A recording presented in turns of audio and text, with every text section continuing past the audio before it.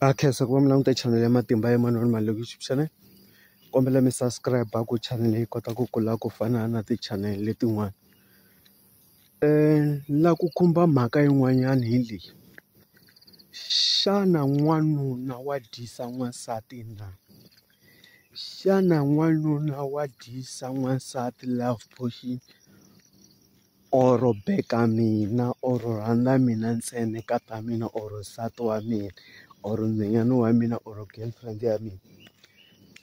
Vanhu va ka hina swilo leswiya vanhu van'wanyana va swi endla swo va dyisa vavasati murhi wa rirhandzu. Loko mo languta swi ya hi ku xiyimo xa n'wansati yaloye xi njhani. A hi ngheni yi veka so i kuma ku n'wansati yaloye i n'wansati loyi mi kuma ku i tirha ntirho wa kahle wo nyawula wa xiyimo xa le henhla or i tirha ntirho njhe. Kumbe n'wansati yaloye loko ku yiwa le emasin'wini loko ku ri ku rimiweni n'wanuna wa tsaka. Kumbe n'wansati yaloye i n'wansati loyi mi kuma ku i yimekini a tlhela a saseka. I n'wansati loyi mi kuma ku i na mahanyelo i na nhlonipho i xixima vanhu van'wana.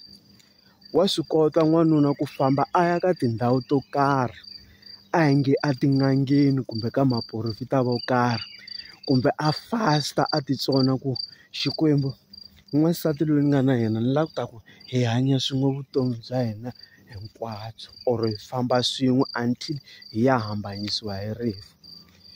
Loko mo languta ku van'wanyani khale ka matiko vokokwani wa hina or vo papa hina or vo malume or vo manimani munhu a kota ku a teka vavasati va mune. Vavasati lava hinkwavo loko va ri mune a va nga endli swa vugelegele kumbe wun'wana a pfa a famba ku ni ya ku yiveni ni ya kuma nyana ku ndlela ku kufumetiwa nyana because papa la or mukhalabye namuntlha i nga ku xitokofela or nsimu ku ya rimiwa le ka mhanikhulu ivi yena a ku yini a ni famba ni ya yiva.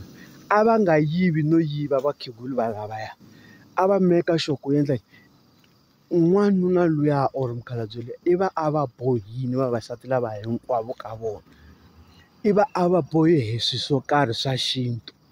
A va n'wi xixima a va n'wi hlonipha a va nga fambi va ya yiva.